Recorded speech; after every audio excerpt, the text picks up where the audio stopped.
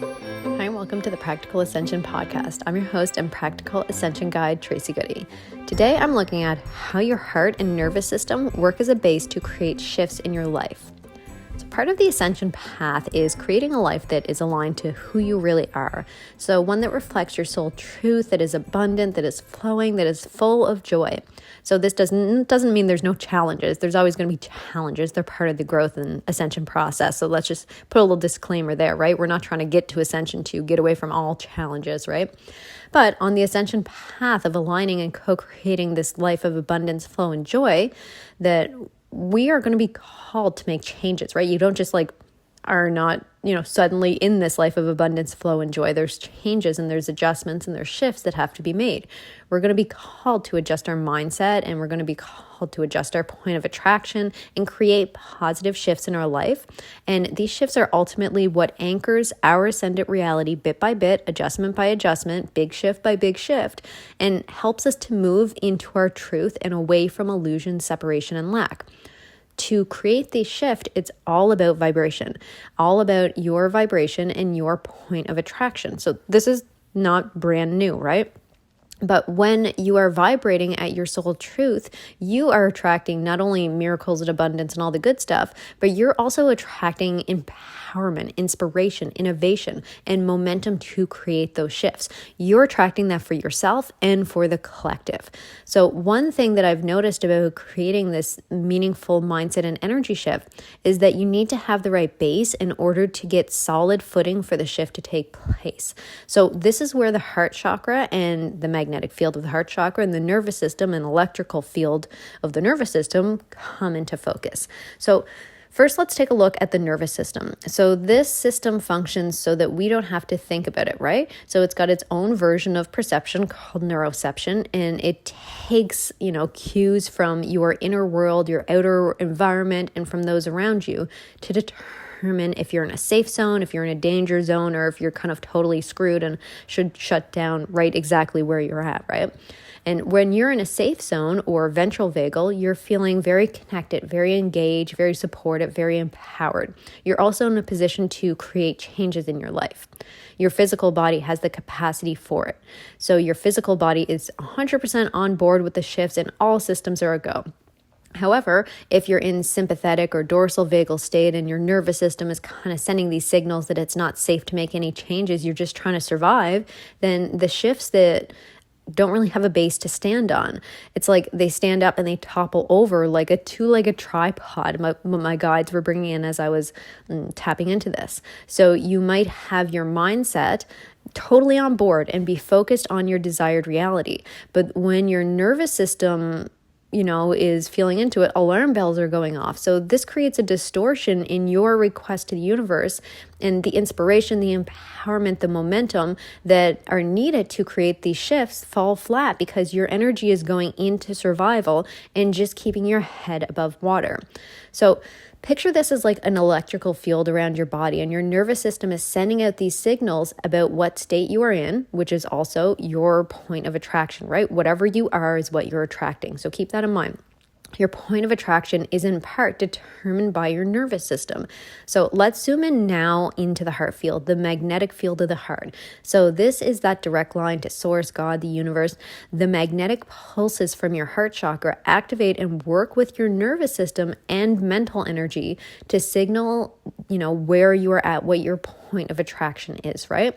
So staying with that visual of the tripod for a minute, right? Picture one leg being the nervous system, one leg being the heart field or how you feel, and one leg being your mindset or what you believe. So all three of these legs are important to create that steady base for your request to the universe, for your point of attraction to be effective.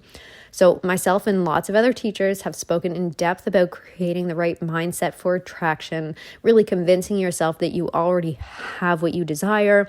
And I'm not diminishing the power of that aspect of co-creation, but there really is more to the picture. So especially right now, we're moving through kind of turbulent times on Earth. We're in the full swing of ascension and transformation. So in this full swing, it's really dredging up shadows and distortions so that we can bring it to light, right? It's part of the ascension process. It's kind of a big, large order for our nervous system and our hearts to go through and handle, though. So even if you're ignoring the news and steering clear of social media, you're still ultimately part of the collective and moving through these energies like everybody else. And if you're listening to this podcast, you're also sensitive and empathic in some way, for sure. So let's use an example of, okay, and this is kind of a weird example, but I'm going to go with it, right? Let's use an example of you desire to have a dog, right? So you are like, I want this dog, right? This is it for me. You master your mindset and you visualize that you have a dog. You repeat it in your head over and over. I'm a dog owner. I'm a dog owner. And you really anchor that one leg of the tripod, right? And then meanwhile, you kind of feel this longing in your heart. So kind of like a lacking, right? Like a dog-shaped hole in your heart, right? You feel the absence of the dog most of the day. When you see others with a dog, you feel kind of this twinge of wishing that you had a dog. You find yourself kind of frantically searching for a dog that needs a home, or a dog, the one dog that's really going to make all those dog ownership dreams come true. But no matter how much you're scrolling and searching, it's just not happening for you. So you search and you take action and you repeat, and you find yourself feeling increasingly frantic and really forcing yourself to just search a little bit more, like maybe just a little bit more. And you force yourself to go harder on your mindset and say, maybe if I just believe it even more, it's going to happen for me. So then you're going to start to get annoyed with yourself, right? Because you're feeling lack when you see others with dogs, and you're going to go even harder on the mindset. And meanwhile, those other two legs of that co-creation tripod are just kind of flapping in the wind. There's no footing to anchor into.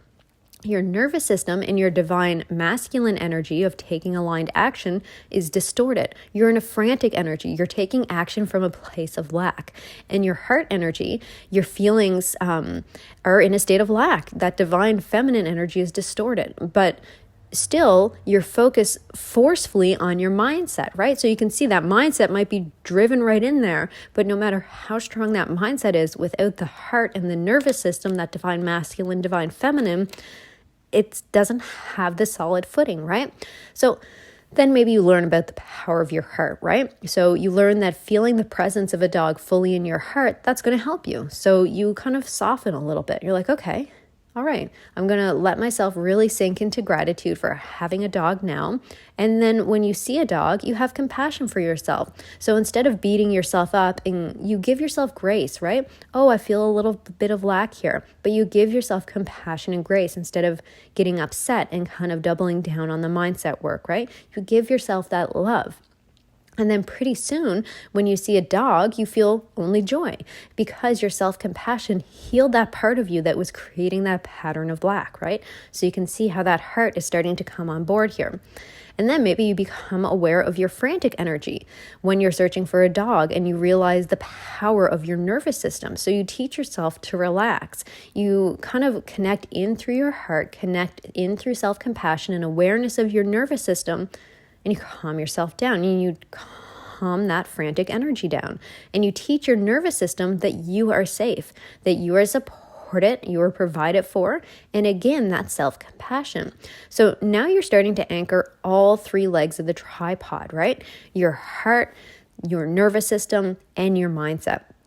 And your mindset is supported by your heart and your feelings and your nervous system. So you let that divine feminine and that divine masculine start to come together on the subject of finding a dog. And in this space of truth and self-love, you find yourself kind of just randomly thinking of a friend, and they keep coming into your mind. So you're like, okay, well, this has nothing to do with anything, but I'm going to text them.